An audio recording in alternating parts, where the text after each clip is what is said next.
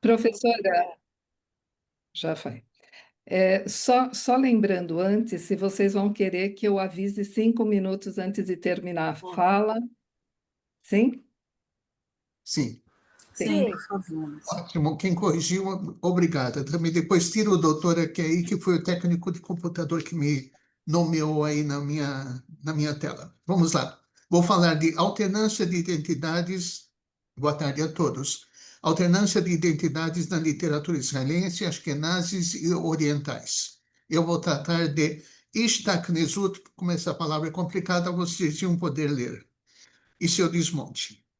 Dois dos valores que o sionismo estabeleceu no decorrer da construção da nação israelense foram kibbutz galuyot, reunião dos exilados, e negação da diáspora. O anseio de reunir os judeus de diferentes partes do mundo na terra de Israel é uma ideia evocada na oração da Amidah, prece diária judaica, mencionada explicitamente na Declaração da Independência de Israel como uma razão para a criação do Estado e manifestada através da lei do retorno. O outro valor é a negação, o apagamento da diáspora.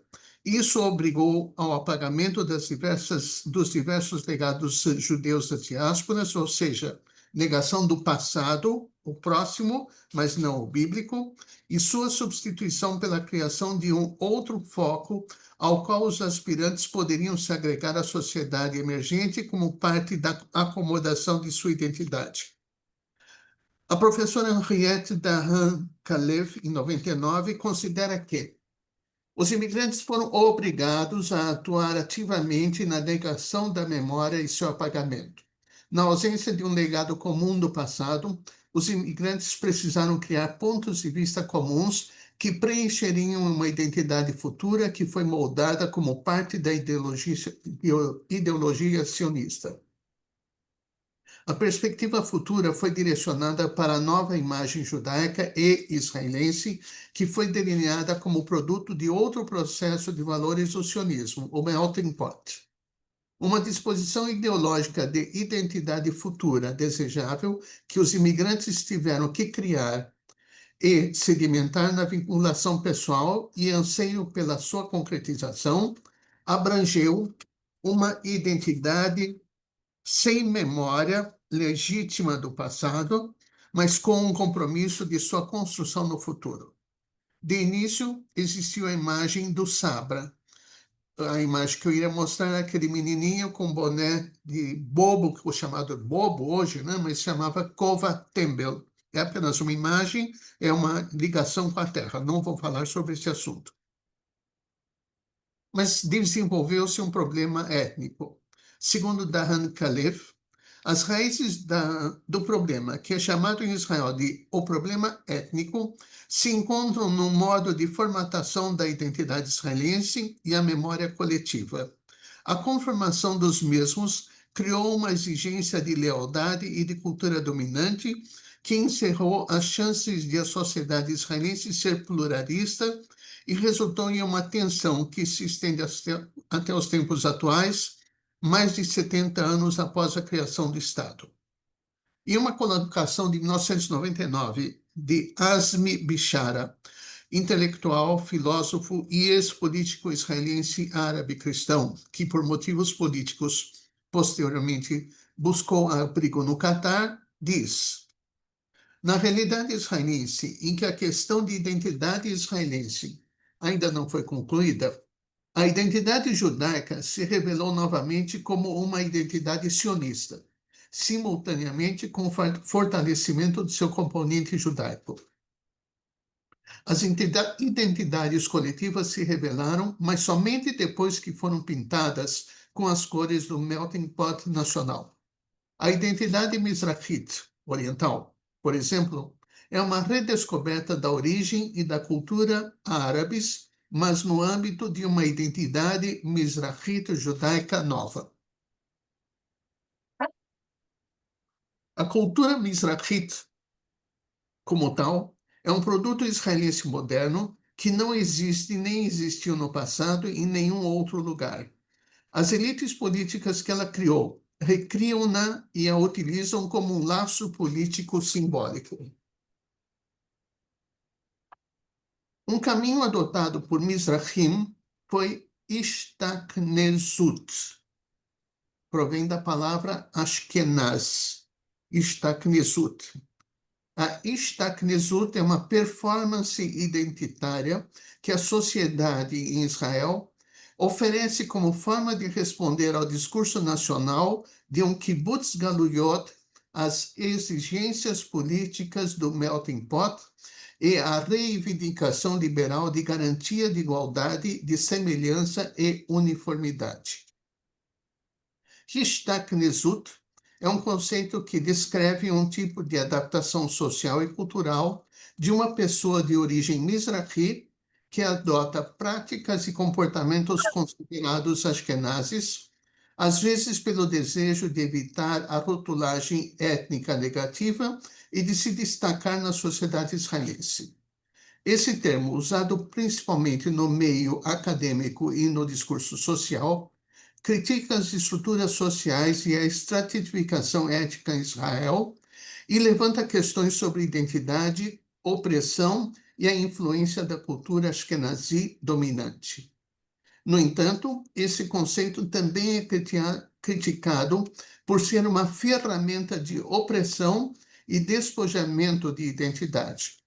O conceito refere-se à transferência de identidade de uma identidade étnica marcada, Mizrahi, para uma identidade privilegiada dos Ashkenazes, percebida como normativa ou transparente e não como pertencente a um grupo étnico. A geração fundadora de pesquisadores sociais em Israel acreditava que os Mizrahim se assimilariam gradualmente à identidade israelense ashkenazi e que a etnia se tornaria lentamente irrelevante. Mas, contrariamente às suas previsões, o que se assistiu foi o renascimento da identidade mizrahi, sua politização mesmo na 7ª e 8ª décadas do Estado. Por outro lado, os pesquisadores críticos do início da década de 90 e os novos Mizrahim que os sucederam delinearam as relações interétnicas em Israel em termos de opressão, discriminação e da luta Mizrahi contra a hegemonia ashkenazi, e somente nesses termos, e assim criaram uma visão de mundo na qual a percepção de todo o fenômeno Mizrahi começa e termina com opressão ou resistência. Como, em muitos casos, essa crítica estava ligada a uma percepção de mundo que era ou parecia ser pós-sionista e, às vezes, até anti-sionista, e a visões que buscavam restaurar ou estabelecer a identidades ou solidariedade judaico-árabe, muitos dos que se identificavam Mizrahim encaravam esse discurso com grande ambivalência devido às suas posições favoráveis ao nacionalismo judaico ou ao sionismo. Orna Sasson Levi e Avi Shoshana, ao discutirem o fenômeno da estratificação étnica e racial em Israel, lembram que a distinção entre as principais categorias étnicas é estruturada dentro do público judeu, que é percebido como uma, entre aspas, uma única raça. Ao mesmo tempo, o discurso hegemônico nacional nega a estratificação étnica dentro do povo judeu. A etnicidade no público judeu é representada pelo eufemismo Edá, e a estratificação com base edatit é negada. O discurso público se emociona e se irrita sempre que surge a discussão sobre diferenças étnicas e principalmente sobre discriminação étnica. Nos termos de Ifat Bitton, em 2011, esta é uma dinâmica de negação, ou seja, da existência de discriminação de facto de orientais em Israel, embora não haja discriminação de jure e o sistema legal até se recuse a reconhecer a existência de qualquer discriminação. Nesse contexto, abordo a Ishtaknesut, a busca e a prática do judeu mizrahi de se tornar, de ser, de parecer um Ashkenazi. Funcionou? Foi bem sucedido? Não foi e não é tão simples. De acordo com a lógica da política de identidade, o conceito de Ishtaknesut abrange o seu fracasso conhecido de antemão, porque guarda o passado étnico do Mishtaknes, quem assume a identidade ashkenazita, que é, de algum modo, de constante exposição do seu passado. O conceito incorpora o seu fracasso quando revela o trabalho de identidade adotada abrangido nele. 5 minutos, professora. O conceito de Mishtaknes envolve uma dupla vergonha, a culpa e a mácula. Assim também, se o conceito de convergência simboliza uma resposta à ideologia do melting pot, ao mesmo tempo bloqueia a assimilação total na corrente dominante em Israel. Com base nisso, argumenta-se que Ishtaknesut significa uma performance abrangida na compreensão de que o sujeito étnico que realiza o ato de Ishtaknesut, ou imitação da identidade hegemônica, permanecerá sempre étnico ou mizrahi. Algumas expressões do tema já foram notadas no romance Morro, 5 Estações em português, de 1987, de A. B. Yoshua. Algumas publicações literárias nos últimos anos vêm tocando nesse assunto de forma ligeira, mas há romances poucos em que é tema central. Vamos nos ater ao romance Amzalek, o quinto de Yossi Sukaro, autor nascido em 59, livro publicado em 2019, dominado totalmente pelo tema. Os pais de Sukari, do autor, são originários da Líbia. Ele se tornou bastante conhecido por um livro anterior que abordou os judeus líbios atingidos pelo Holocausto, o caso de sua mãe e sua avó. Dentre os dos muitos judeus presos e deportados no país, 720 morreram em campos nazistas. O personagem central do livro abordado aqui é Amzalek, um judeu mizrahi, oriental, ashkenizado, que tenta se libertar das amarras de sua identidade e procura outra, mas sem sucesso. É o personagem do quinto livro em prosa de Sukari. No centro da trama, por assim dizer, está a história de um homem, pai de 2 filhos, que se encontra em processo de divórcio. Mas o livro não trata propriamente da separação de um casal, nem da continuação da relação com os filhos, das novas namoradas, mas dos processos de estabelecimento de uma identidade. Mais do que um romance no formato clássico, é um romance de ideias. É uma jornada de tentativas de se despir da identidade israelense ashkenazi e uma busca de algum tipo de satisfação. Amzalek é o exemplo do oriental que passou completamente pelo processo de socialização israelense. Acadêmico, filósofo, professor intelectual, distanciou-se completamente do ambiente em que cresceu. Foi casado com uma Ashkenazi, seu universo cultural é tão ocidental que ele não imagina como é que nada oriental entrou na cultura dele. Deveria ser o exemplo do sucesso do projeto identitário israelense, mas na prática é um homem cujo chão sumiu sob seus pés, está perdido e descontente. O abismo que se abre expõe uma identidade falha e instável.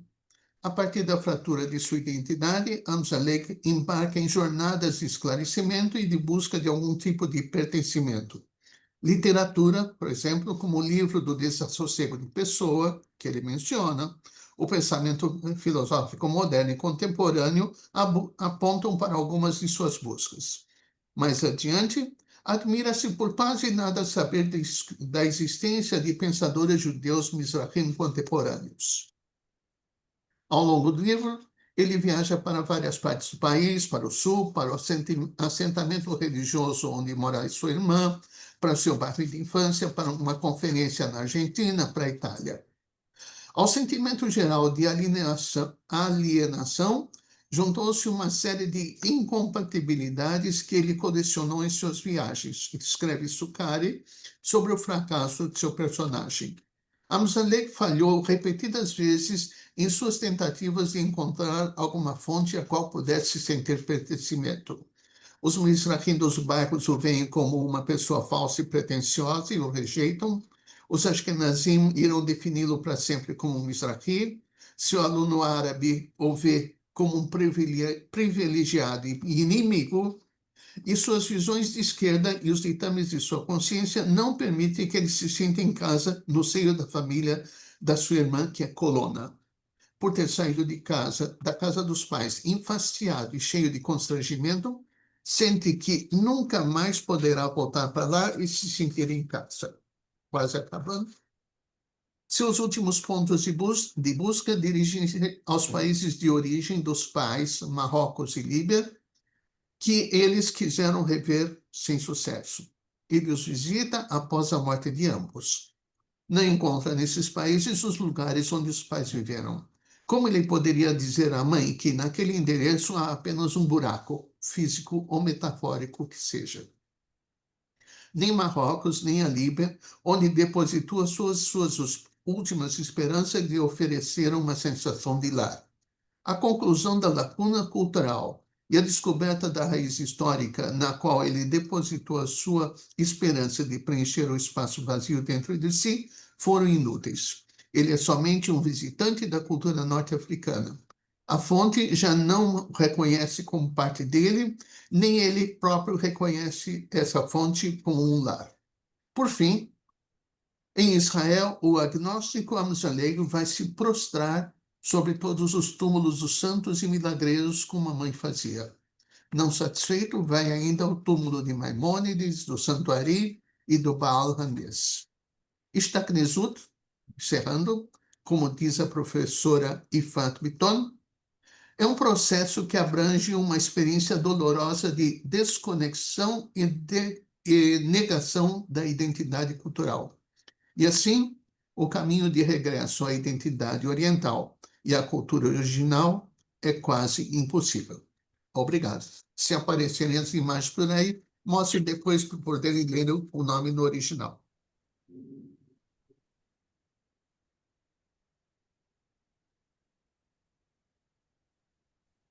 Professor Moacir, Sim. sim. Você dá continuidade agora? Olha, você acho que Pode chamar? pode continuar, sim, por favor. Pode? Para Então, evitar uma quebra, né? tá. Então, agora é o professor Saul Kirschbaum. É isso, professor? Você Isso. apresenta o título da sua comunicação? Presente, na verdade, deixa eu ver aqui se eu consigo.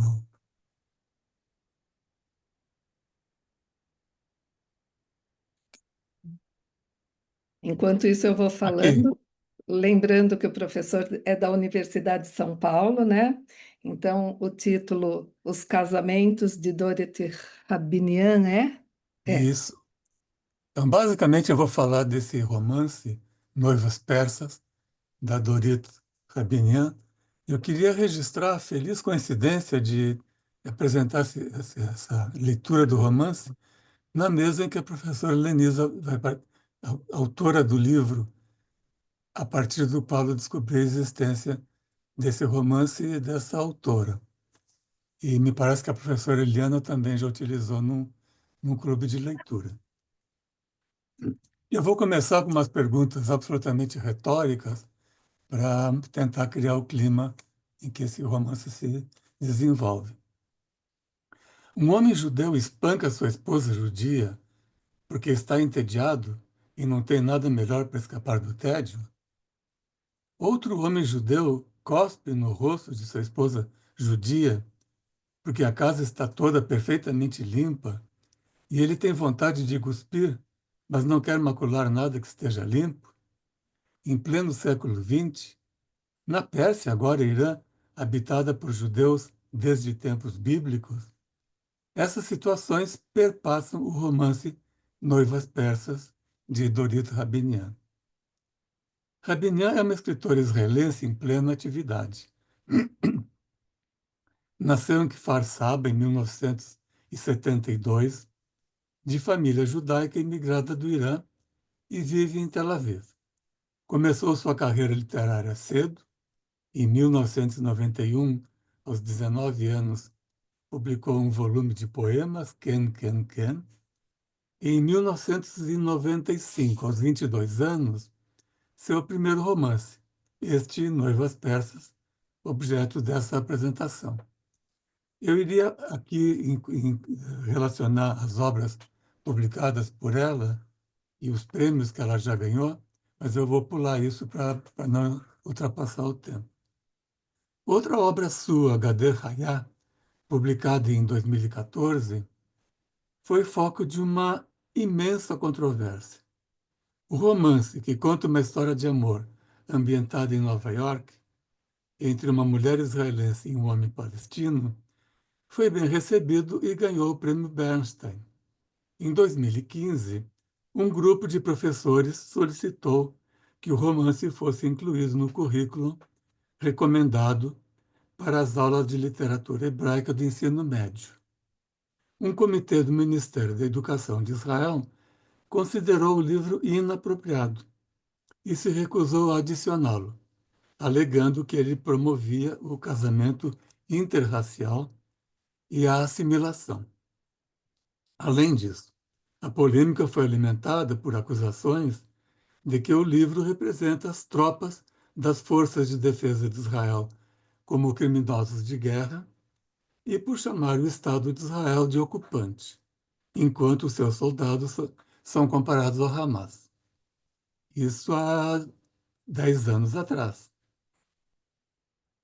Dália Fene, principal membro do comitê, argumentou que o livro, cito, poderia fazer mais mal do que bem.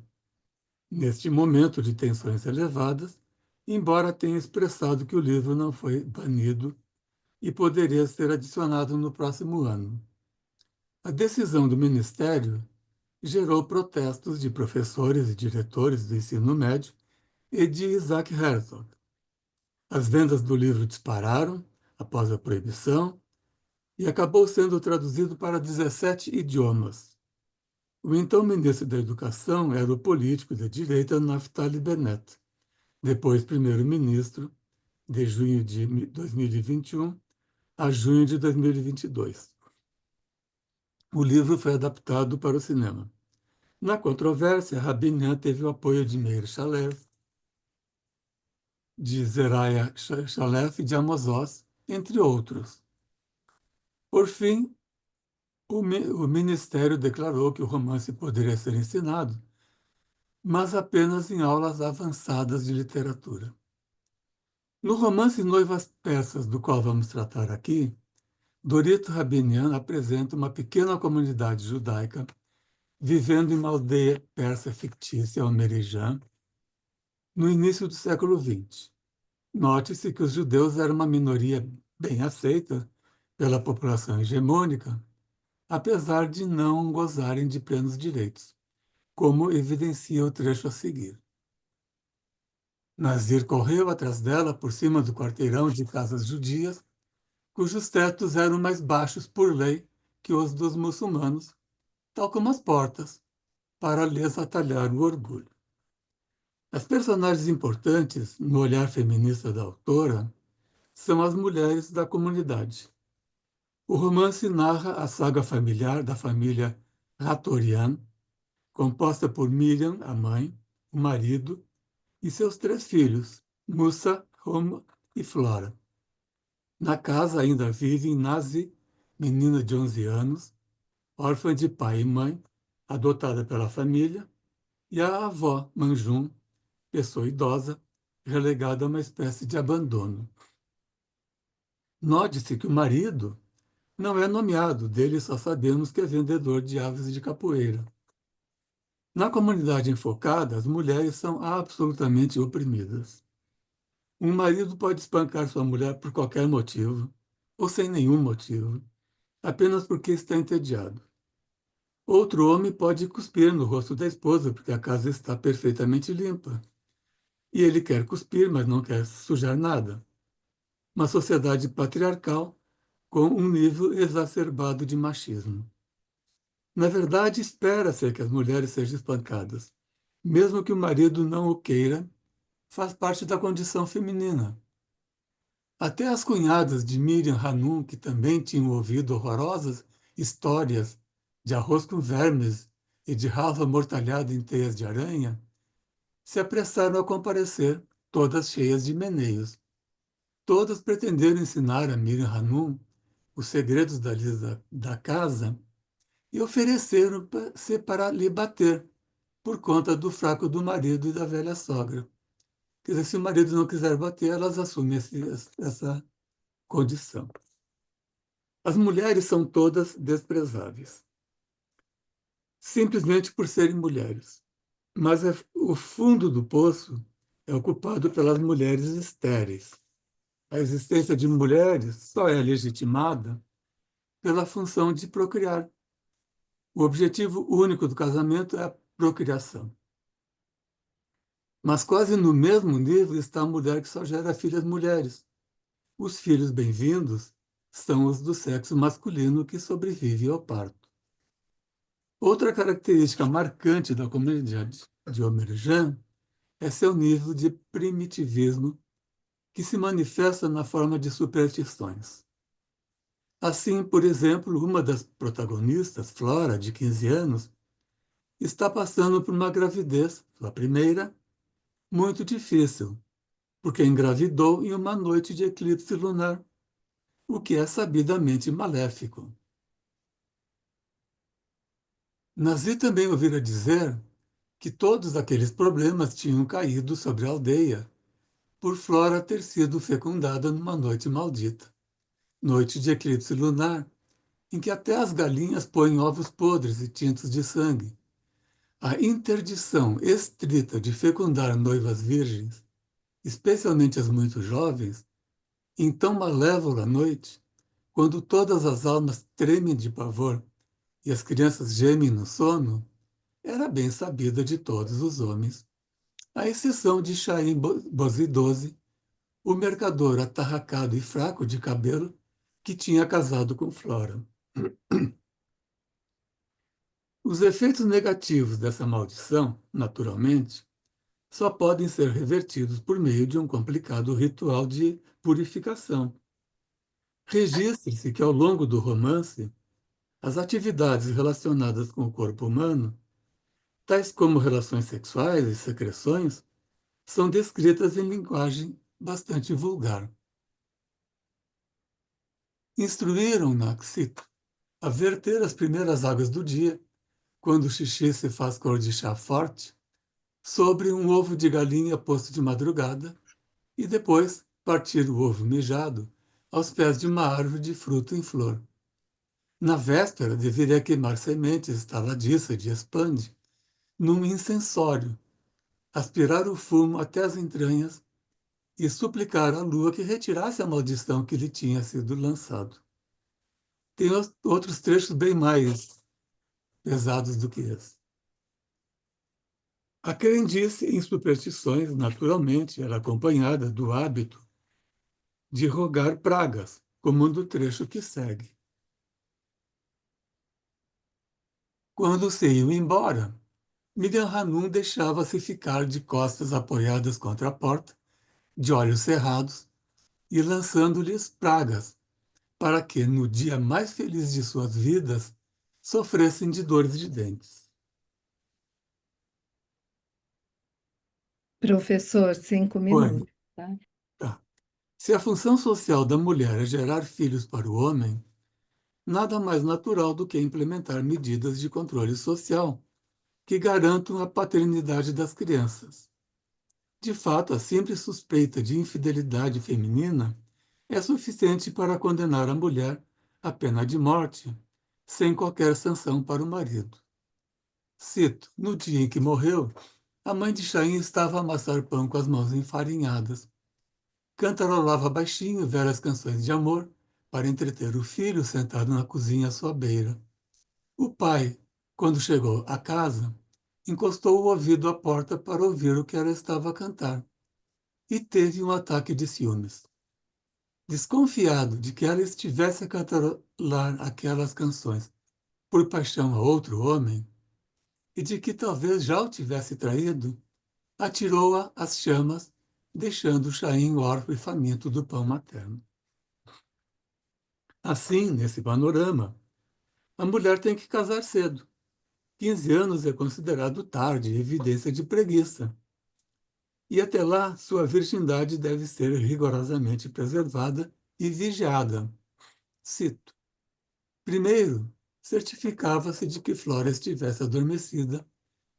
Depois desviava as cobertas, levantava-lhe a camisa até a cintura, desapertava o cordão que prendia as calcinhas e, no esticão, puxava-as abaixo. Enquanto assim comungava com o espírito paterno, enfiava 2 dedos nas partes íntimas da filha e revirava os olhos para o teto. O que mais surpreende na comunidade retratada em Noivas Persas é o grau em que as mulheres aceitam a opressão que sobre elas exercem os homens. Apesar de tudo, não se rebelam, muito pelo contrário, como que reivindicam esse papel. Na narrativa, esta característica submissa das mulheres do vilarejo é levada ao seu extremo na descrição de outra protagonista, Nazi, prima de Flora, com quem compartilhava a cama antes de seu casamento. Sanasi acompanha de perto as amarguras da prima, abandonada pelo marido, e as voltas com uma gravidez problemática. Nas palavras do narrador, deixou-lhe um filho na barriga e piolhos no cabelo. Não obstante, com 11 anos, Nazir já está noiva de seu primo Musa há tempo e aguarda ansiosamente a chegada da puberdade para também poder casar. De fato, existem outras linhas de força atuando nesse quadro. Em alguns casos, a mulher age de forma a desafiar essa subordinação. Um desses eventos ocorreu justamente na festa de casamento de Miriam.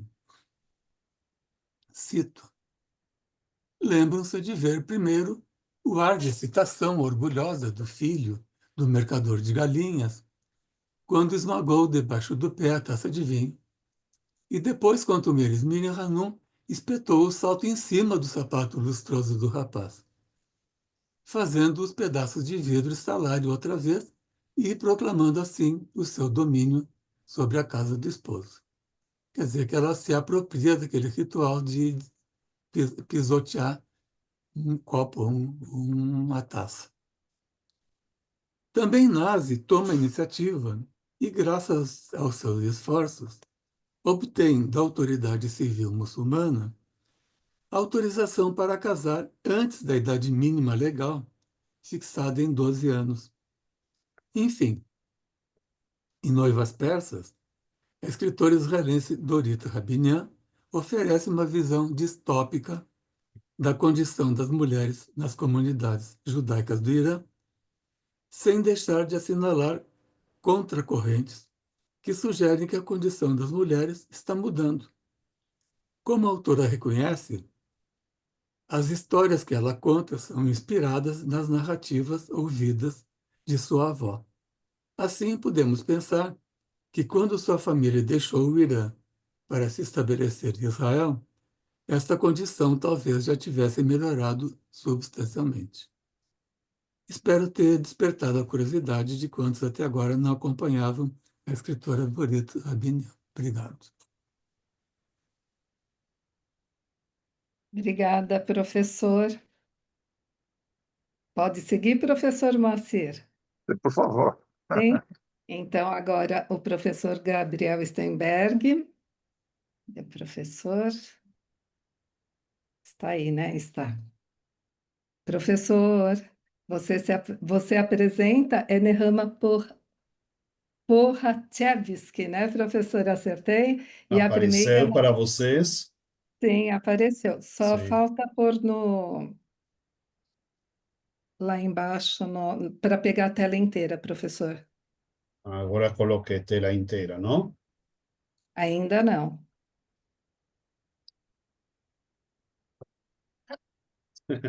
Sempre tem algum problema técnico, né? Lá embaixo, naquela TVzinha lá, ela aparece ali, ó. É só clicar ali em cima. Para mim aparece a apresentação, não, de slides.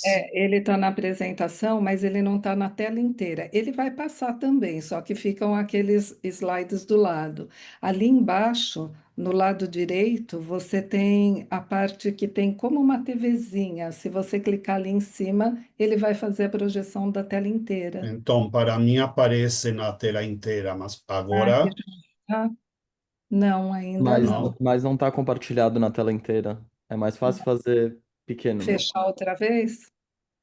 Não, não, é melhor Tá? fazer como tá, sem tela Como? cheia. Sem Sem tela cheia. tela cheia. Tá. Vocês Ele- conseguem ver? Sim, conseguimos, professor. A Tá gente bom. consegue dar zoom cada um no seu computador, se precisar.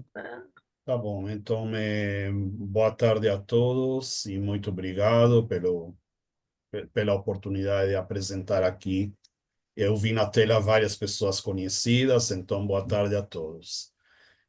Eu vou falar um pouco sobre uma escritora bem do início da colonização judaica na terra de Israel, Nehama Pochashevsky, e vou falar um pouco sobre a primeira narrativa feminista de uma família sefardita.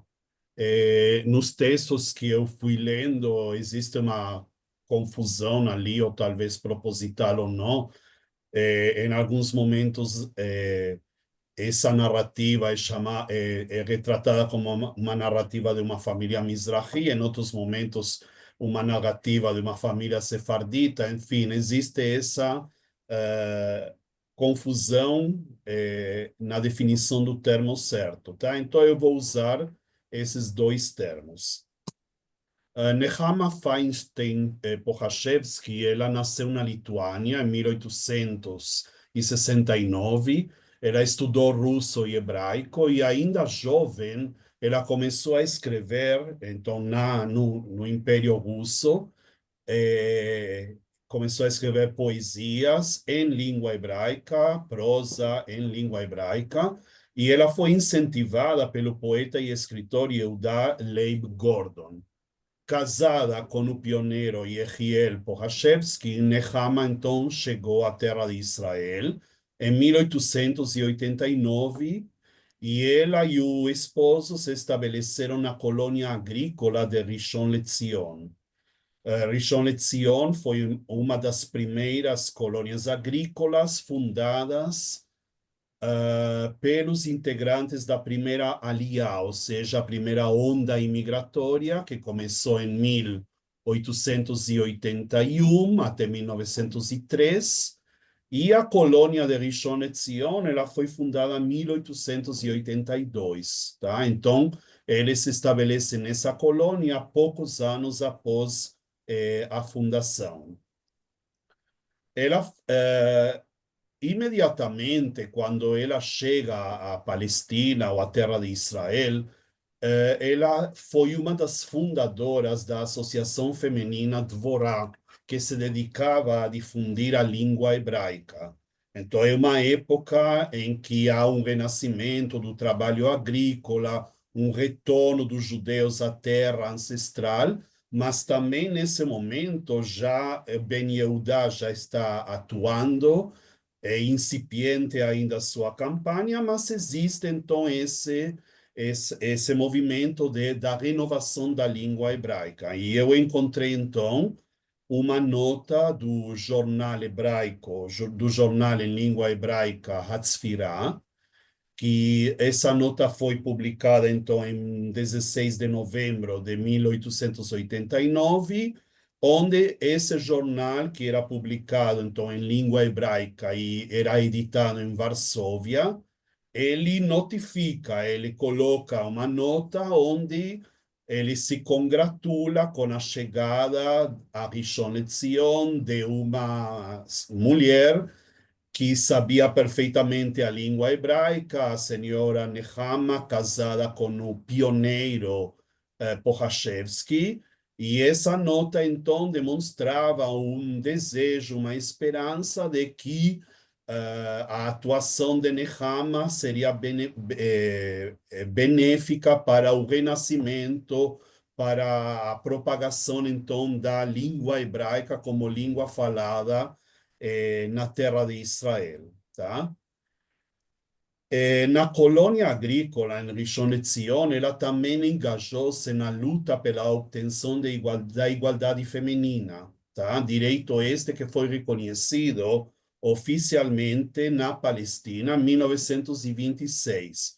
No entanto, em 1919, a Nehama já foi eleita na colônia de Rishon LeZion como presidente do conselho dessa colônia agrícola, ou seja, antes da obtenção dos direitos femininos no país inteiro, ela já tinha uma atuação importante nesse sentido.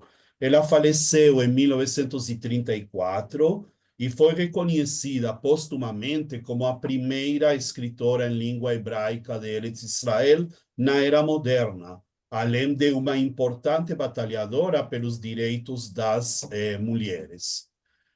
Agora, o conto ao qual eu faço referência, ele tem como título Flora Saporto, tá? Esse é o nome dessa narrativa feminista. O conto foi publicado em fascículos ao longo do mês de fevereiro de 1914 no jornal Herut, Herut quer dizer a liberdade, que era uma importante plataforma intelectual e pluralista da comunidade sefardita Mizrahi, e esse jornal ele circulou então na Palestina sob domínio otomano entre 1909 e 1917. Então, a publicação do conto, 1914, tá? O conto ele foi publicado por Pochachevsky sob o pseudônimo Bat-Zvi e dedicado à sua sobrinha Naomi Feinstein por ocasião de seu casamento, tá? Bom, é possível depois discutir e analisar por que ela vai escrever sob um pseudônimo. Eu acho que toda a narrativa que ela traz era provavelmente revolucionária, em certo sentido, para aquela época, mas ela deve ter tido a razão de colocar, então, um pseudônimo ao publicar este conto, tá? A narrativa em Flora Saporto, ela transcorre no período em que, motivada pelas sucessivas ondas imigratórias oriundas da Europa Oriental, a tradicional e centenária comunidade judaica sefardita tem seu poder, tradição e prestígio ofuscados por uma nova força formada por judeus ashkenazitas, fortemente influenciados pela cultura europeia, tá? Então, vocês ouviram a professora Nancy, ela fala sobre esse início, esse confronto entre as comunidades ashkenazitas, sefardita ou mizrahi, e, na verdade, isso já vem praticamente desde o final do século XIX, com a chegada, então, dessa onda massiva de judeus na primeira aliá, na segunda aliá também, tá? A narrativa em Flora Saporto, ela retrata uma jovem que vivencia o complexo processo de transição entre a tradição e a modernidade. O conto analisa as novas características de Flora Saporto, que é uma figura emblemática, destinada a sinalizar a ruptura com o mundo tradicional. Flora Saporto, sendo uma autêntica representante do grupo sefardita Mizrahi, foi educada numa escola sionista. Ela adquiriu uma educação hebraica, casou-se por amor com o homem por ela escolhido e não em casamento arranjado pelo seu pai, como era norma em sua comunidade, e passou a admirar os pioneiros em cujo meio passou a viver. Então, ela é uma mulher sefardita, que ela abandona, de certa forma, seu mundo e ela, então, vai morar em uma colônia agrícola, que era uma experiência nitidamente ashkenazita, tá? O conto permaneceu perdido, permaneceu escondido durante 100 anos, tá? Ele permaneceu no anonimato até 2014, quando foi localizado de forma casual por um historiador israelense chamado Moshe Behar, professor de estudos do Oriente Médio na Universidade de Manchester, que o descobriu sem saber quem era sua verdadeira autora, já que o conto, eu falei para vocês, ele foi escrito sob o pseudônimo Batsvi. Quem atribuiu, então, a autoria a Pochachevsky foi a professora Rotem Wagner, da Universidade de Tel Aviv, e depois também a professora que é crítica literária, Yafa Berlovitch, da Universidade de Bar-Ilan, tá? Vou falar um pouquinho, então, sobre a narrativa. A narrativa, então, começa com esta passagem: após amamentar o pequeno Nissim, Flora colocou de volta no berço e foi terminar de pendurar as roupas de trabalho que Preciado usaria no dia seguinte. Esse é seu marido, tá? Depois disso, tentou justificar o atraso do marido em retornar naquela noite para casa e disse a si mesma: ele realmente precisa ficar fechado em casa como eu? Um pouco para frente, no início, ela é condescendente, que ele poderia ficar lá na colônia agrícola se divertindo com um outro amigo que também era de sua comunidade sefardita, mas imediatamente ela também mostra um certo ressentimento e ela diz: ela ficou ofendida, mas em seu íntimo decidiu demonstrar altivez quando concluiu que as esposas são melhores do que os maridos. Sim, elas são 1000 vezes melhores do que eles, tá? O conto também mostra de que o pai de Flora, ele já se programava para arranjar um casamento para a filha, tá? Nessa mesma época, estou citando, o pai percebeu como os jovens sefarditas começaram a olhar para suas filhas com desejo, mas ele já estava de olho num jovem askenazita que às vezes aparecia na casa da família, trazendo consigo alguns livros. Era esse o jovem que ele desejava ter como noivo para Flora. Mas a casa era também frequentada por um outro rapaz, Preciado Saporto, um estudante búlgaro da escola agrícola Mikve Israel. Uma vez por mês, em vésperas do sábado, o estudante se deslocava com grande pressa de Mikve Israel para Yafo, para Jaffa.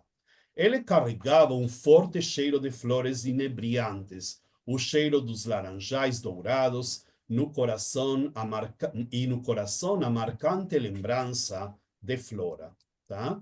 E Professor, aí, então, o que acontece? O pai já programava um casamento para Flora, mas ela decide, então, casar por amor. Tempos depois, as duas filhas do policial Benisti casaram-se no mesmo ano. Sultana escolheu a Saad, um pequeno comerciante de Neve Shalom, e fixou residência em Yafo, enquanto que Flora tornou-se uma pioneira depois que a ICA, essa organização do Barão Hirsch, recrutou Apreciado Saporto, que tornou-se um exímio e habilidoso agricultor.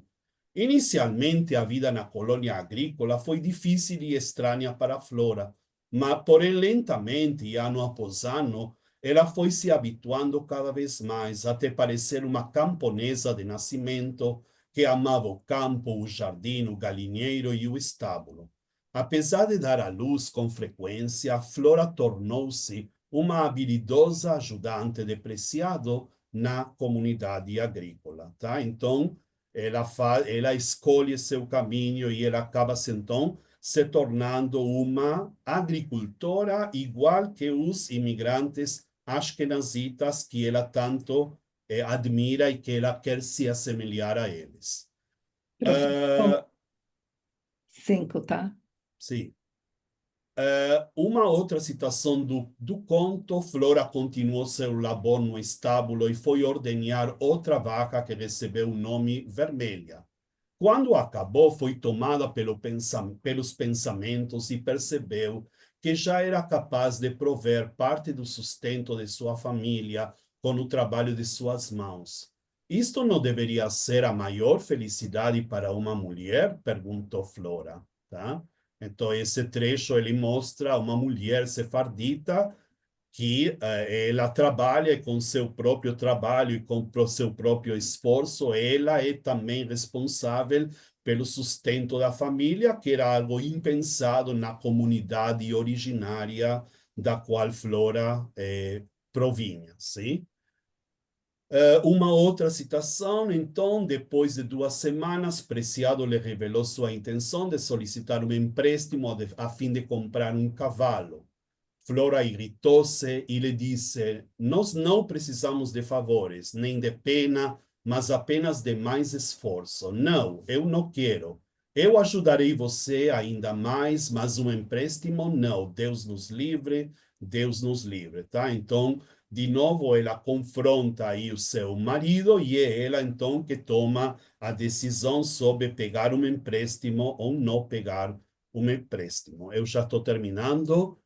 Uma outra citação, às vezes Flora ficava tão debilitada que perdia o próprio equilíbrio ao ter que se preocupar com a administração da casa. Nessas horas, ela se ressentia com Preciado pelo fato de ele não saber falar com as crianças em hebraico da forma como ela almejava, por ele não saber como educá-las, por não devotar-se nem a eles nem a ela. Às vezes, lhe parecia até que ela o odiava, e então surgia uma pergunta em sua mente: como ela fora capaz de ligar-se a uma pessoa que é tão diferente dela?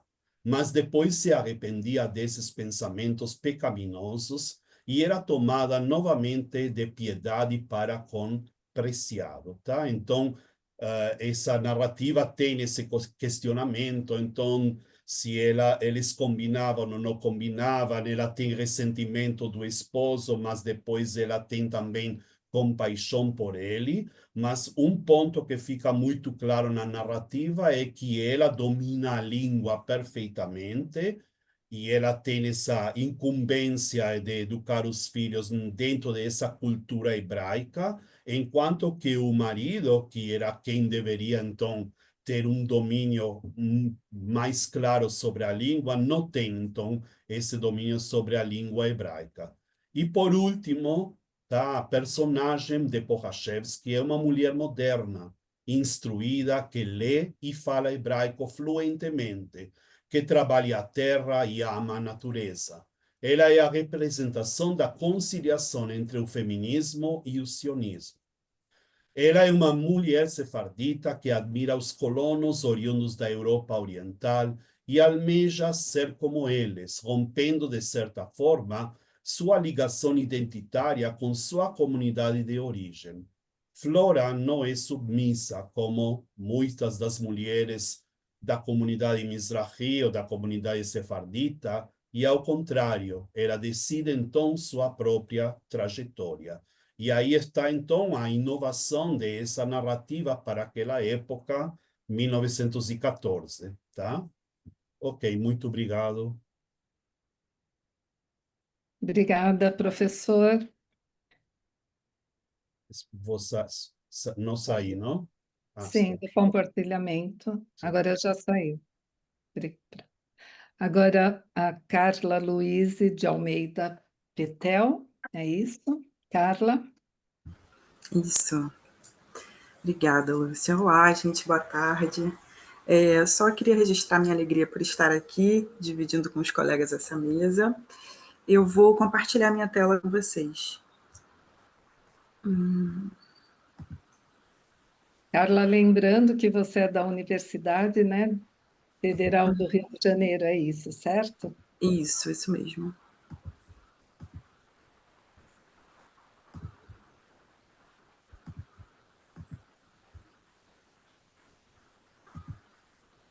Será que foi aí, gente? Aparece para vocês? Sim, aparece. Só não está na tela cheia, mas já está aparecendo. Vamos ver assim. Na tela cheia aparece? Sim, aparece. Ok, porque aí agora eu não vejo mais vocês, mas a gente então começa a conversar um pouco. Bom, então, como fui apresentada, né, eu sou Carla Petel e sou professora do Departamento de Letras Orientais e Eslavas da UFRJ. Atualmente também desenvolvo uma pesquisa no âmbito do pós-doutorado, no programa de pós-graduação em Estudos Literários da UFMG. E aí a pesquisa Na verdade, eu trouxe para hoje, né, um pedaço dessa pesquisa, só uma parte bem pequena, gente, por conta da restrição do tempo, né? Então, o título do meu trabalho é o Livro da Gramática Interior, de David Grossman, O Corpo e a Palavra. Intitulado em hebraico Sefer Hadikduk Apnimi, foi publicado originalmente em 1991 pelo autor israelense David Grossman, e o romance narra a história de Aharon Kleinfeld, um menino de 11 anos e meio que está iniciando os preparativos para sua cerimônia de maioridade religiosa judaica, o Bar Mitzvah. Sua família de origem polonesa vive em Jerusalém na segunda metade da década de 1960 e às vésperas de estourar a Guerra dos 6 Dias. E aqui eu trouxe as duas capas para a gente observar, né? Eu gosto de comparar essas imagens. Essa primeira aqui à direita é então da edição israelense, e aqui à esquerda a gente tem a publicação pela Companhia das Letras, né? Eu gosto bastante dessa imagem da edição em hebraico, porque acho que combina muito com o protagonista, acho uma imagem bem poética. Bom, e aí, apesar de a data do Bar Mitzvah estar se aproximando e seus colegas apresentarem mudanças físicas características dessa fase, o corpo de Aharon aparentemente se recusa a crescer, fazendo com que ele continue uma criança frágil por mais tempo. O que antecede a tão esperada cerimônia é o contraste entre a ruptura psicológica com o período infantil, mas também a permanência biológica de Aharon nele. Então, a gente tem esse personagem, esse protagonista, que é um pré-adolescente, e ele tem pensamentos muito maduros para a idade dele, observa tudo ao redor de uma forma muito particular, muito poética, tem a sua gramática própria para comunicar, para expressar tudo isso, mas biologicamente ele parece estagnado, né? O corpo parece que estagnou. E interessante a gente pensar também no nome do protagonista, né? Aharon, que faz referência ao nome do irmão de Moshe, né, de Moisés, mas também é muito semelhante à palavra Aharon em hebraico, que significa último, né? Então, ele é um entre os meninos, né, da convivência dele, que é dos últimos a se desenvolver biologicamente. Trouxe um fragmento para a gente observar esse protagonista nos primeiros momentos, né? Então, 2 semanas antes do Bar Mitzvah, a mãe levou um sapato dele ao sapateiro persa do mercado e deu-lhe instruções precisas. E assim mesmo o idiota fez sapatos grandes demais, e Aharon teve de usar 2 palmilhas.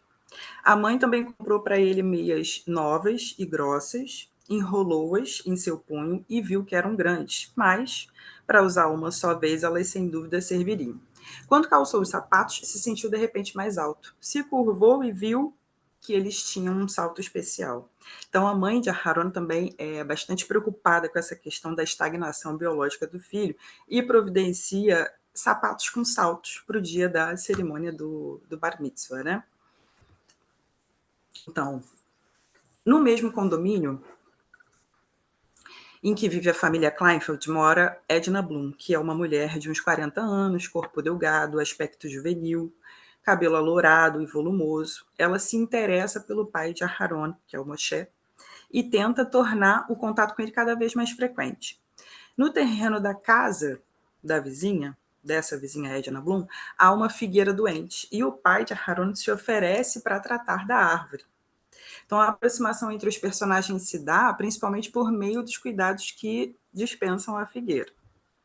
E eu trouxe outro trecho que diz: assim que se infiltrou entre as folhas, o pai sentiu o coração exultar. Ele se apoiou num galho grosso e encheu de ar os pulmões. As folhas, grandes como mãos abertas, acariciavam seu rosto. Se espremiam nele como cabeças de cavalos buscando proximidade. O cheiro da figueira penetrou-o, e ele passou os dedos sobre o tronco cheio. No galho à sua frente viu as primeiras feridas, fendas cheias de vermes esbranquiçados. As feridas se estendiam por todos os galhos da figueira e o pai as seguiu com os olhos, erguendo a cabeça até dar com a janela de Edna Blum no 3º andar. Depois tocou cuidadosamente na ferida, no corpo da figueira, e sentiu a profundidade do abscesso que apodrecera o lenho. Mexeu seu dedo enrolado no pano, dentro da fenda e o líquido amarelado, turvo, grudou na flanelinha. Um tênue assobio começou a soar em seus lábios. Logo, logo a mãe espiou da janela, vigiando-o atrás das folhas. Sabia muito bem aonde o estavam levando os pensamentos quando assobiava assim. O pai moveu o dedo em círculos dentro do orifício da figueira. E assim ficou trabalhando, séria e metodicamente, 2 horas inteiras. E aí eu trago Otávio Paz para pensar a questão do erotismo como uma sexualidade transfigurada. Metáfora. A imaginação é o agente que move o ato erótico e o poético, segundo o autor, né? Essa ideia condensa a proximidade entre o campo do desejo e o campo da criação estética. O erotismo, nesse sentido, não é apenas instinto sexual, é a elevação do corpo ao plano da linguagem simbólica e ao imaginário. E chamar o erotismo de metáfora implica, então, compreender que ele funciona como deslocamento, como substituição criativa. No lugar de uma função natural, surge um imbricamento de significados, intensificado pela imaginação. É que eu trouxe a imagem da figueira, viu, gente? Para a gente observar aí como que Moshe, né, o pai de Aharon, poderia subir, se debruçar nela e fazer o tratamento das feridas, né, com os curativos. Ele mesmo providencia os remédios, ele mesmo formula, né, os remédios para a árvore. Então, a árvore se converte em um símbolo da potencial ligação entre o pai do menino e Edna Bloom. Os cuidados com a figueira doente acabam por construir uma atmosfera erótica entre os personagens e a mãe de Aharon assistir, impertigada ao marido entretido com a figueira da vizinha, reforça a conotação sensual do episódio. E aí eu comento também o Jorge Bataille, né, que diz que o erotismo é uma dança propriamente humana. A atividade sexual de reprodução é comum aos animais sexuados e aos homens, mas aparentemente apenas os homens fizeram da sua atividade sexual uma atividade erótica, ou seja, uma busca psicológica independente do fim natural dado na reprodução e no cuidado com os filhos, né? Então, o Bataille conversa aqui com a gente sobre isso de o homem buscar atividade sexual pela atividade sexual, né? E não com fins reprodutivos. E aí, para ele também, a atividade erótica cumpre uma função em relação à continuidade do ser, já que buscamos no outro a nossa própria extensão. Então, sua teoria afirma que somos seres descontínuos, nascemos só e morremos só. Cada ser humano vive como uma entidade única, separado dos outros e consciente de sua individualidade. Essa descontinuidade se manifesta no corpo e na consciência, por meio de limites definidos que temos, a pele, a identidade, a subjetividade, por exemplo. Então, somos finitos porque a morte marca a ruptura radical da continuidade e porque vivemos isolados na experiência íntima da nossa existência. Então, essa questão essencialmente dialética, né, para o Bataille, que marca assim, bom, nós somos seres descontínuos, mas a gente vive buscando a continuidade no outro. E aí, então, a atividade erótica cumpre essa função, né?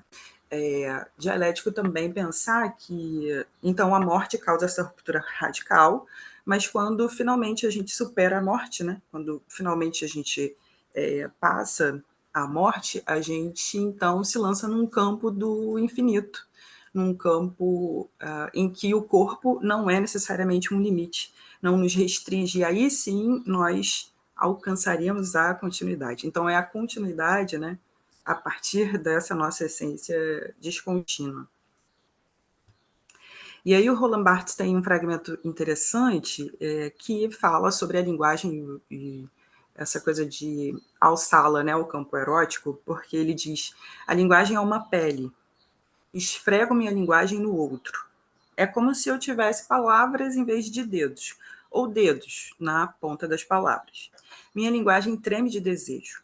A comoção vem de um duplo contato. De um lado, toda uma atividade do discurso vem discretamente, indiretamente, realçar um significado único que é eu desejo você.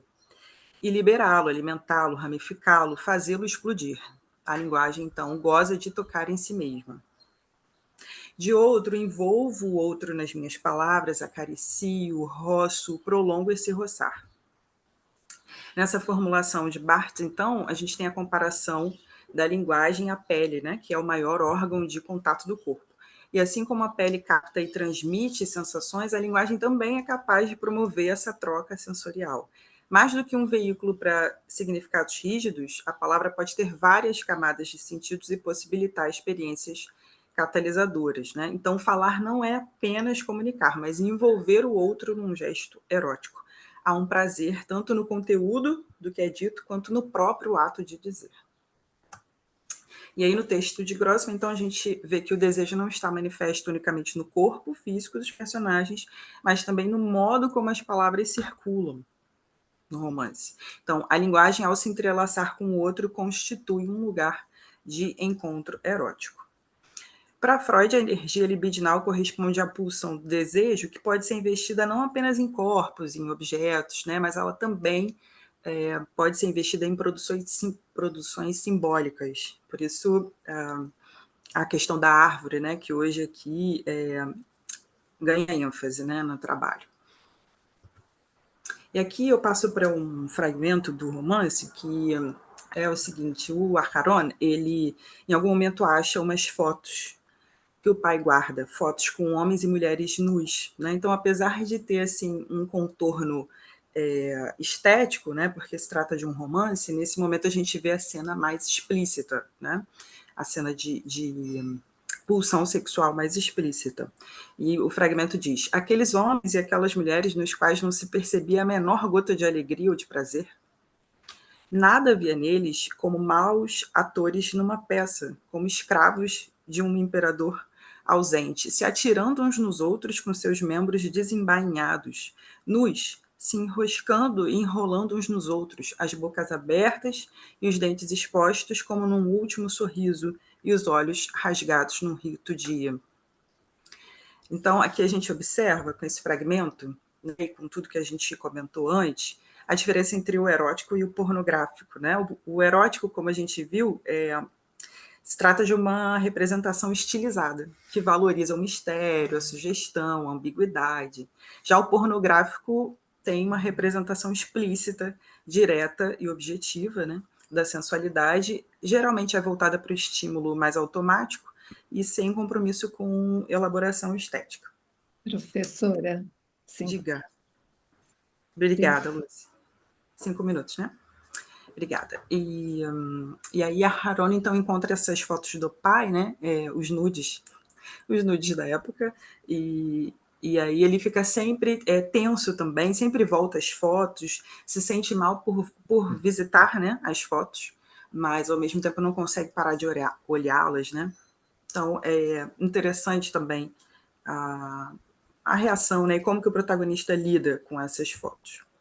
Eu já passo para as considerações finais, gente, pensando que o erotismo no romance de David Grossman é uma presença inquieta, que se infiltra nos interstícios da linguagem, do corpo e das relações humanas. Ele não necessariamente constitui um instrumento de libertação, mas reflete o conflito existencial do protagonista e complexifica as relações entre os personagens. O livro, ao abordar esse tema com tanta sensibilidade, revela o erotismo não apenas como um impulso sexual, mas como expressão do desejo de compreender o outro e a si mesmo em um mundo de códigos frágeis e afetos desordenados, né? A figura de Edna Bloom emerge aos olhos do protagonista, Harone, como uma presença misteriosa, envolta em um fascínio que ele não compreende completamente. Ele comenta em vários momentos que ele acha Edna Bloom atraente, né?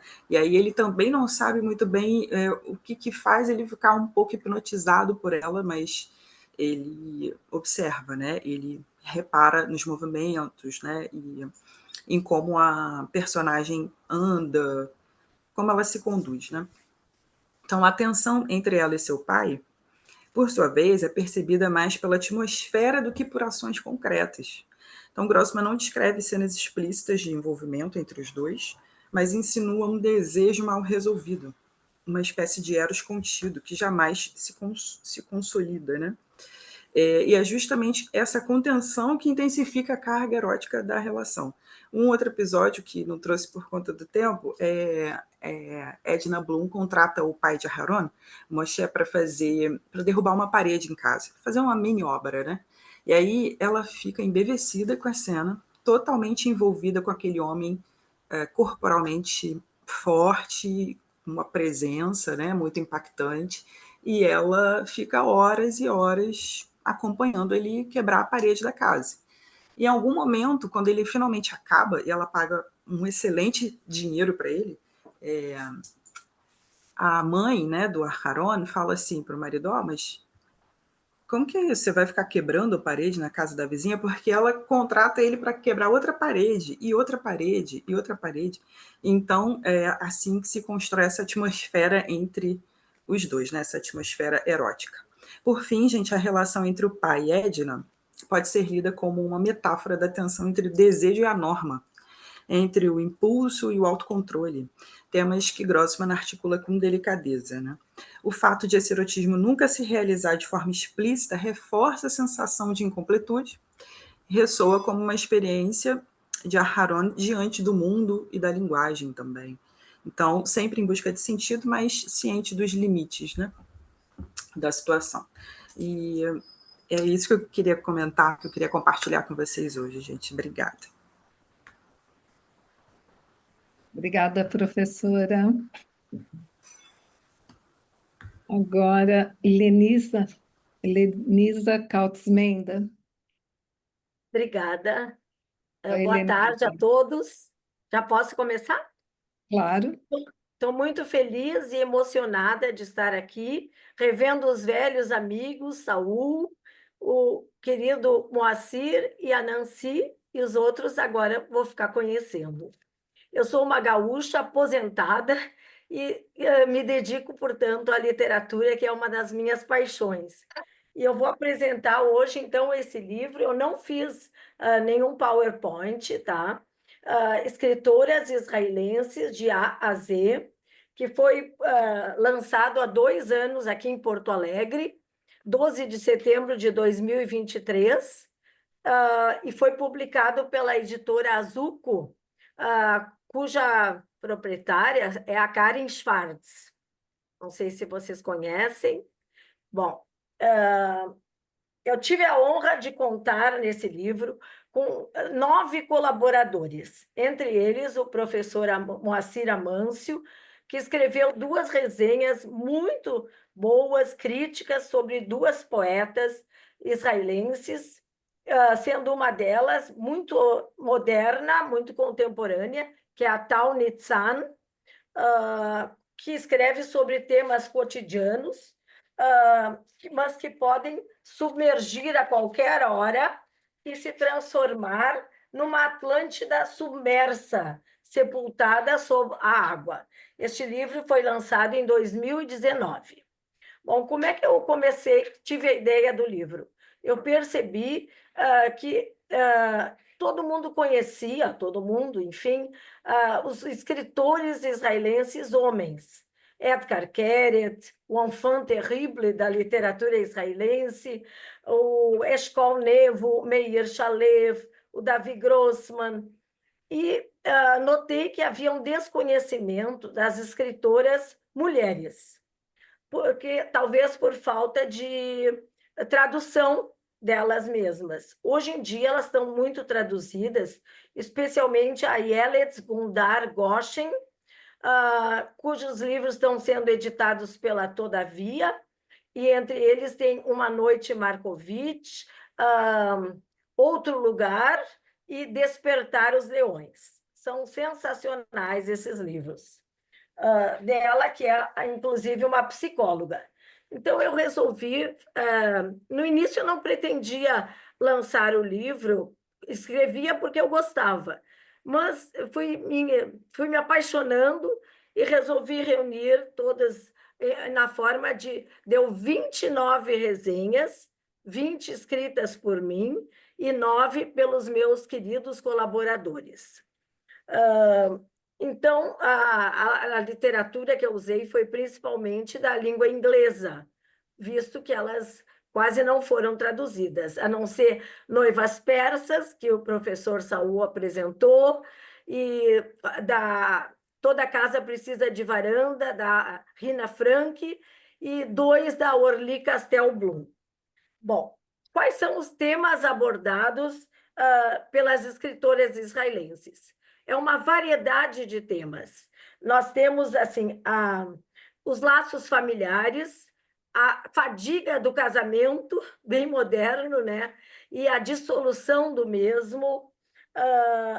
Nós temos o questionamento da maternidade, os amores líquidos, as expectativas frustradas, os sonhos não realizados, as cisões interiores, as sagas familiares e um lado sombrio e obscuro dos seres humanos. Isso dentro de uma perspectiva intimista. Por outro lado, nós temos um aspecto socioeconômico e cultural de Israel, que engloba temas como as mazelas do exército israelense, o estresse pós-traumático, principalmente hoje em dia, após o 7 de outubro, os preconceitos contra os judeus Mizrahim, vindo dos países árabes, os atritos entre os Sefaradim e os Ashkenazim, e as dificuldades enfrentadas pelos inúmeros imigrantes vindos da Etiópia, da Romênia, do Kurdistão, no que se refere à adaptação à sociedade israelense, aquisição da língua hebraica e a obtenção de empregos subalternos e a perda da identidade.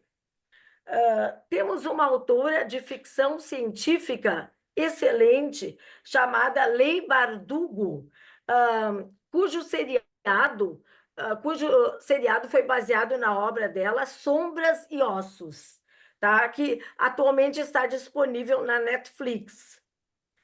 Nós temos a Bat Agur, que é uma escritora muito interessante, que ela escreve livros policiais, tipo Agatha Christie. E um dos que eu analisei no livro foi Literary Murder, o assassinato literário, que se passa no meio acadêmico. Pela variedade de temas apresentados, seria uma falácia separar o lado individual do social, pois ambos se mesclam nas narrativas apresentadas. O papel da mãe judia não podia faltar, né, no livro.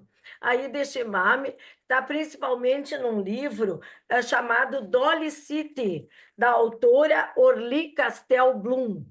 Ela é sefaradi, então se trata de uma médica formada em medicina em Katmandu, que acha um bebê no lixo, e ela resolve cuidá-lo com extremo zelo, como toda Ida Shemame. Então, no primeiro dia, ela dá uma série de vacinas contra a difteria, coqueluche, tétano e uma pequena dose de quimioterapia, just in case, para evitar o câncer. É completamente Michigan essa mulher, né?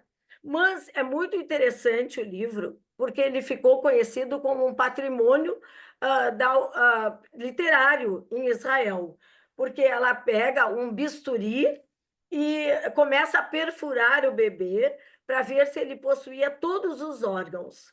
E quando ela percebe que faltava uma vértebra, o que acontece? Ela começa a cortar aqui e ali e percebe que nas costas dele ela formou o mapa de Israel, que foi aumentando à medida que foram adquirindo os territórios e que foram incorporando o Mar da Galileia, o Rio Jordão, o período bíblico, né, até as fronteiras à medida que o menino crescia e Israel também. Então, é uma metáfora do país.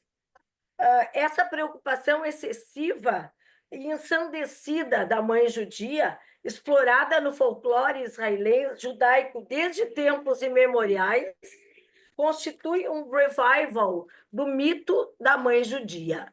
É a antiga fórmula incorporada ao humor da literatura israelense. Depois nós temos vários livros que tratam do cadinho de povos, os imigrantes e o humor. Sabemos que Israel é formada por um cadinho de povos provenientes dos vários países da Europa Oriental, dos países árabes. Além da Ida Shemame, Há outros personagens característicos dos teitos judaicos, que estão presentes nas correntes imigratórias. Por exemplo, o livro da Sarah Shiloh, chamado O Rei do Falafel está morto, The Falafel King is Dead. Ela fala de os marroquinos tentando se adaptar à sociedade israelense. Então, o marido era um exímio preparador de falafel. Ele conhecia o gosto de todos os seus clientes. Mas, daí, esses marroquinos eram muitas vezes considerados primitivos, sofriam muitos preconceitos em Israel. E eles procuram ascender, e a personagem principal, que é chamada Simona Dadon, dá uma festa de bar mitzvah para o filho, que era assim, deslumbrante. Ela alugou um ônibus para levar todos os convidados para a festa, alugou um salão, decorou com espelhos, com flores, só que os cheques dados não conseguiram cobrir nem um terço do que ela gastou na festa. E ela é uma Schlemazel, porque o marido morre logo após o bar mitzvah do filho, e ela atribui isso a um mal olhado. Não tinha nada a ver com mal olhado. Ele morreu por um infarto ou uma picada de abelha, uma coisa assim. Só que ela conseguiu ver nisso o Große, o mal olhado, né? Não sei se eu estou muito assim informal, né? Bom, no livro de Ronit Matalon, The Sound of Our Steps, ela expõe a pobreza e a miserabilidade dos judeus que chegaram, egípcios, cujo Israel construiu barracões nas dunas de areia para que eles morassem. E esses barracões eram muito pobres e frágeis, e eram todos iguais. Então, o que os homens fizeram? Para não confundir, eles hastearam um mastro assim e colocaram a nágua das mulheres para assim ninguém ia se perder quando chegasse em casa, né? Não sei, não sei se eles iam se perder ou não. Bom, depois nós temos a imigração romena, que é tratada com toques humorísticos, né? No livro de Rina Frank, Toda Casa Precisa de Varanda. Que ela mostra que a mãe era uma schlepper. Ela trabalhava de faxineira nas casas. Então, nos lugares públicos, nas casas, quando ela limpava as casas particulares, ela não levava nada, porque é comum suspeitar da faxineira. Mas, em contrapartida, no emprego do governo é diferente. A instituição pública tem dinheiro, esse é um trecho, e não há nenhum problema em roubar deles. Então, mamãe pegava alguns lápis, algumas canetas, folhas de papel, alguns copos de chá, um pouco de açúcar, algumas bolinhas de sacarina, café, tudo para o nosso uso doméstico, é óbvio. Depois nós temos a imigração curda, no livro Partes Humanas, da Orly Castelblum. Na varanda, a personagem vem do Kurdistão, e ela se queixa que ela é uma Schlemazel, que ela não tem dinheiro para sustentar os filhos, e ela vai na varanda de F, que é um programa na televisão, e começa a se queixar. Ela diz assim: eu venho do Kurdistão e fui discriminada pela família do meu marido, devido à minha origem. Não vejo nenhum futuro.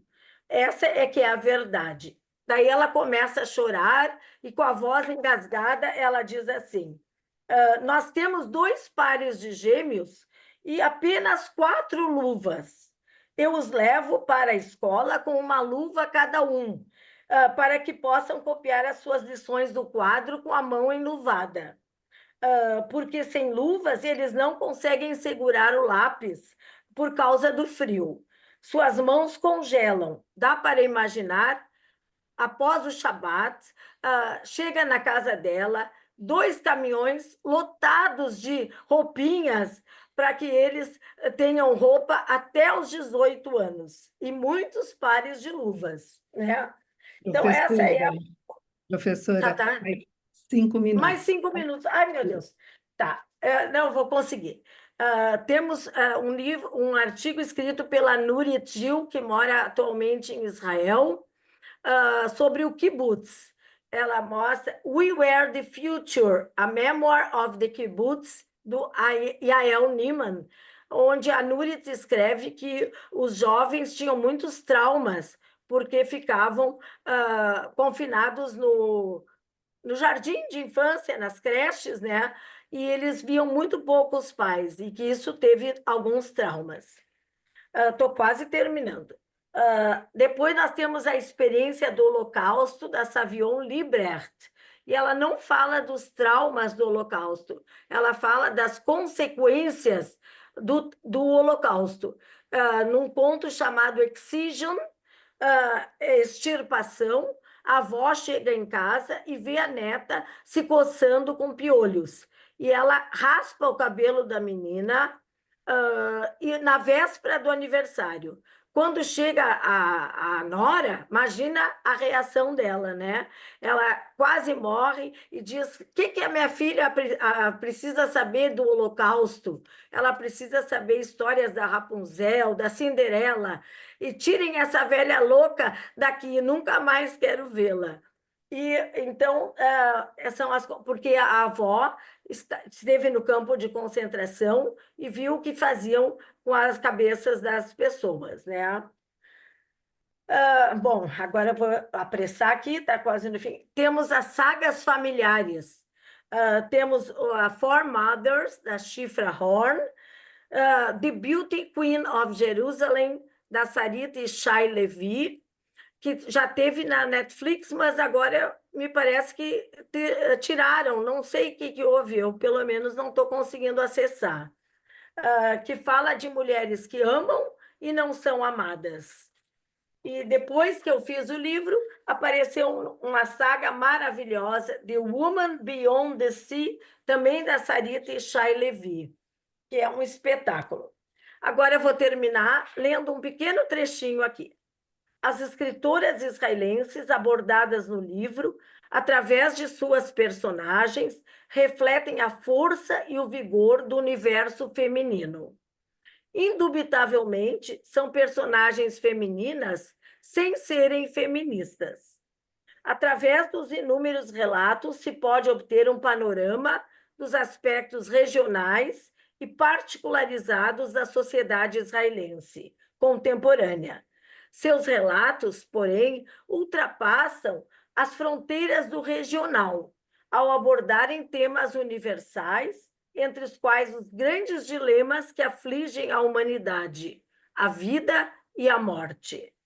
Segundo Alejandro Zambra, a descoberta de um grande escritor, de alguma maneira, modifica tudo o que sabíamos ou acreditávamos saber. Seus livros estavam, desde sempre, à espera, e nos sentimos bobos por chegar tão tarde ao seu encontro. Nunca é tarde para descobrir grandes escritoras. Muito obrigada. Não sei se eu passei do tempo. Parabéns, professora, não. Olha o seu livro aqui também, viu? Ai, que bom! Tá É aqui. para vender, está na Amazon, está nas livrarias. Exato, é ótimo. Professora, só deixa eu agradecer para o professor Amâncio, que nós tornamos, além dele ter colaborado, nós nos tornamos grandes amigos. Professor, você quer assumir a conversa agora? Eu tenho a impressão que estamos terminando, não? Então, não quero tomar. A professora Nancy, Só peço desculpas, é que eu tive um dia tumultuadíssimo, tal, bateu no meu carro, um negócio assim. Então, eu vou ver esse acidente aí, infelizmente. Sinto muito, professor. A professora Nancy fez uma anotação que ela quer fazer observações para o professor Gabriel e Carla, E certo, professora? também faltou compartilhar os slides da professora Nancy. Ela falou no fim, a Adriana já está com os slides. Deixa eu ver se ela quer. Os slides, Professora Nancy, sim, vamos ver os slides, é rapidinho, só para... slide primeiro, isso. Ok, eu Adriana. compartilho aqui, acho que vai dar certo. Só um minutinho. Pode tirar o primeiro, já vai para o segundo. Ah, pera só um pouquinho. Vocês estão vendo? Sim, Sim. Segundo. Aí, essa é a imagem do Tsabar, o Sabra, que foi uma das imagens de identidade. Era o rapazinho ingênuo com aquela boina que se tornou famosa, e ao lado nós temos a planta do Sabra, que é o figo espinhoso israelense, que foi usado como parâmetro para dizer como era o caráter da identidade naquela época, mas não foi, obviamente, o tema da minha fala. Mas alguém, às vezes, nunca viu, talvez alguém nunca tenha visto essa imagem do Sabra, quer dizer, a imagem do israelense dos anos 50, 40, 50. Pode ir a seguinte. Aí a palavra, para quem quer ler com os pontinhos, Ishtaknezut, vem de Ashkenaz, pelas regras gramaticais, é tornar-se Ashkenazita. Então, está aí, vocês têm em hebraico, se alguém quer fotografar, Ishtaknezut em hebraico e aí transliterado. Seguinte, Esse é o substantivo, é isso? é um substantivo. Seguinte aí o nome do livro, Amzalek, do Yossi Sukari, publicado em 2019. E o último, a fotografia do escritor, né? Porque vocês verem um bonitão aí, eu pelo menos acho bonitão, ele é comentado nas entrevistas que ele é bonito, e assim o personagem dele também dá a impressão de que é bastante elegante, e parece que o livro também tem bastante de biografia dele aí. Ok. Obrigada agora pela exibição das imagens. Comentário Gabriel. Cadê o Gabriel? Estou vendo. Gabriel, eu acho que não tem sentido usar Mizrahi, mesmo que alguém tenha usado nas críticas e comentários em relação àquele período da escrita de Nechama Hashevsky. Não se usava esse conceito de Mizrahi. Não existia o conceito, óbvio que eram orientais. Os judeus prevalecentes, e pelo nome dos personagens do conto, são turcos, são sefaraditas. E naquela época, quem vinha falando árabe era só do Iêmen, ou basicamente, principalmente do Iêmen. Então, eles se consideravam e se apresentavam como iemenitas. Então, eu sugiro que o nome, a denominação Mizrahi não cabe para aquele período. É isso aí. Cadê a Carla? Estou vendo a Carla. Ok. Carla está por aí? Estou aqui. Alguma coisa em relação aos nomes. Eu não sei se você falou já. Aharon, eu não sei se foi uma concepção sua ou você se baseou em mais alguém que já tem falado isso. Mas eu vou para o nome da Edna Blum, né? Isso, Edna Blum. Primeiro, você fez alguma avaliação do nome Edna em hebraico? Se eu fiz avaliação do nome? Não. Isso, então, me parece que é muito importante você fazer uma apreciação do nome Edna, que é outro caminho, ele vai te mostrar coisas, acrescentar aí muito mais do que você falou. Depois a Eliana Langer ainda deve estar aí na praça. Boa tarde, Eliana. Lembrando que ela traduziu uma história simples do Agnon, e em uma história simples, Eliana, ou estou enganada, que tem a personagem Bluma Nacht. A sua personagem Edna Ela mesmo, é ela mesma. é a própria, né? Então, deve se lembrar muito bem da Bluma Nacht no livro de Agnon. Opa! Que na literatura marcada até hoje, é uma personagem a ser repassada, estudada, etc., e é estudada até hoje. No livro de Agnon tem a Bluma Nacht, quer dizer, flor da noite, flor noturna. Será que o Grossman usou, por acaso, Edna Blum? Vai ler o Uma História Simples do Agnon. Quem é a Blumennacht?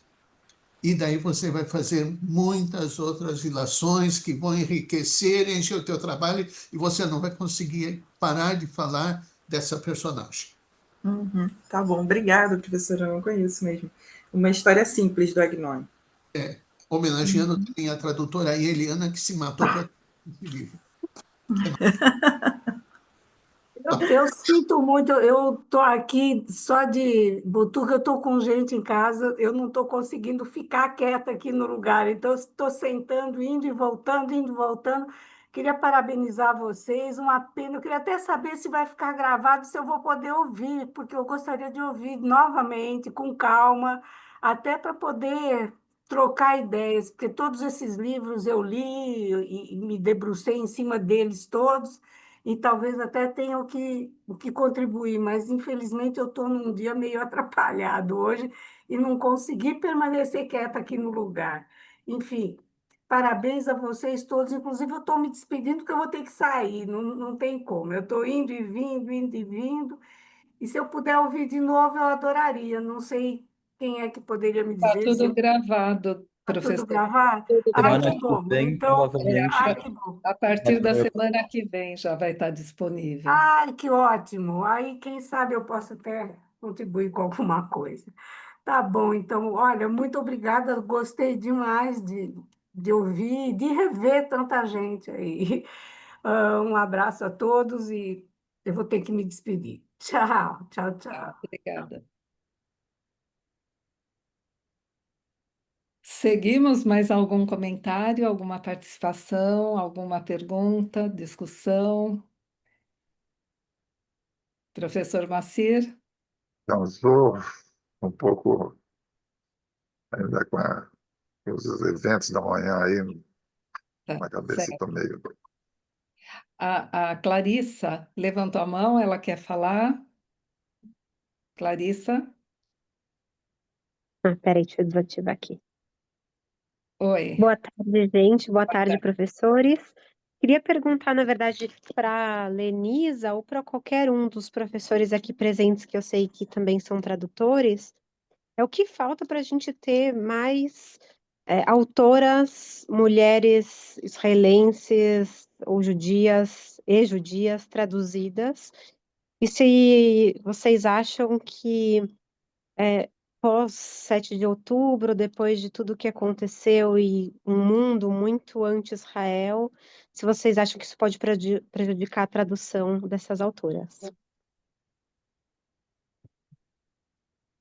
Posso falar? A Nancy quer falar. Claro. Eu gostaria também de Professora? saber, vá. Professor, Qualquer um que lida com livros sabe o que é o mercado de livros estrangeiros. Não me parece que o momento está fácil para livros de Israel. Como não está fácil para o cinema, como não está fácil para todos os setores culturais de Israel boicotados em muitos lugares. Não se trata só do boicote. Há um exemplo, no mês que vem vai ser realizado o Museu Judaico, a feira literária, a terceira ou quarta feira literária do Museu Judaico de São Paulo. Uma convidada é a Ruto Modan, que é uma quadrinista famosíssima, e saiu a notícia essa semana, ela já confirmou ontem a presença, saiu a notícia que ela tinha sido convidada ou se apresentada para um evento, acho que de quadrinistas, um evento mais específico em Curitiba, e o nome dela foi cortado. Ela tem material, tem alguma coisa traduzida ao português, é quadrinista. Em algum momento ela trabalhou junto com Edgar Keret, eu não acompanho tudo, mas é muito, muito, muito conhecida. Quer dizer, foi aceita e foi boicotada.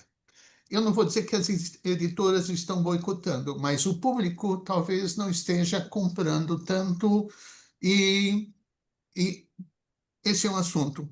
Particularmente, eu tenho traduzido nos últimos tempos, tenho 2 livros que traduzi a pedidos de editoras, por enquanto.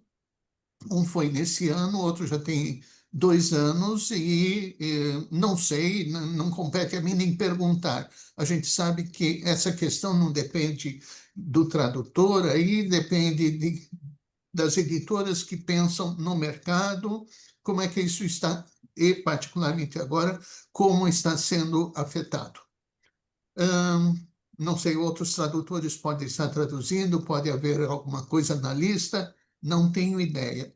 Depois ficou assim uma brecha depois da morte do Amos Oz, que ocupou o mercado intensamente, com toda razão, mas não quer dizer que os outros escritores também não tenham o que oferecer. Mas ele ocupou um espaço político que talvez se ele fosse vivo, ele continuaria a ocupar. A filha dele vai estar aqui também no mês que vem, na Feira do Livro do Museu Judaico. Ela é a filha dele, ela não é uma sócia. Eu não sei o que se vai esperar que ela seja uma continuação. Ela é outra pessoa, né? Então, me parece que o momento não é tão fácil de publicações. É isso aí. Homens ou mulheres? Eu concordo com o meu livro, estava a Clarissa na Feira do Pacaembu, que teve, né? E o meu editor, o Fernando Dourado Filho, e a Karen estavam lá, e chegaram umas pessoas com lenço palestino e tentaram, né, agredi-los. Por que vocês estão vendendo esse livro? Olha ali, genocidas, aquele papo. Ele se manteve calado e não tirou o livro de circulação, mas também não vendeu, né? Ele vende. O Fernando Dourado Filho vende bastante livro. Não é uma preocupação, porque ele se divulga em toda parte. Mas não é tão simples em todo momento, né? Estar lançando livro e conhecendo o mercado. Moacir, que traduz também, talvez tenha alguma coisa a dizer. Está fácil publicar? Olha, não está não. Exatamente, eu também passo pelo mesmo problema que vocês estão levantando aqui.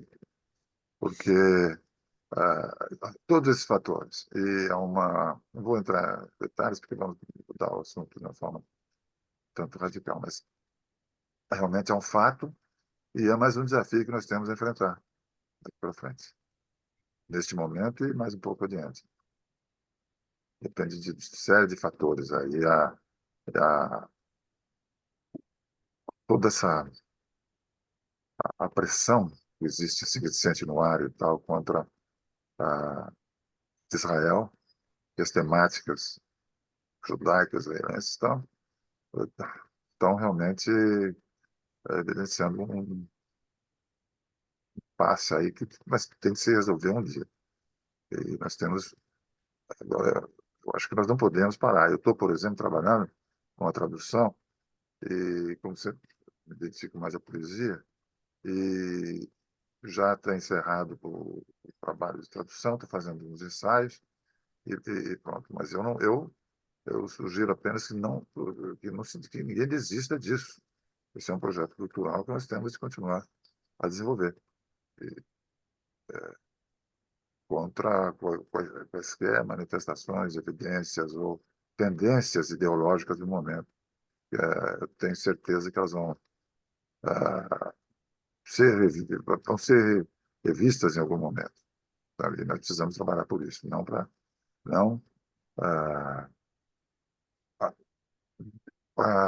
compactuar com isso pela inatividade. Modo algum. Clarissa, eu sugiro que você entre no campo, não necessariamente como tradutora, não sei se você é, mas leia, divulgue a literatura hebraica em eventos como esse e em outros onde você puder.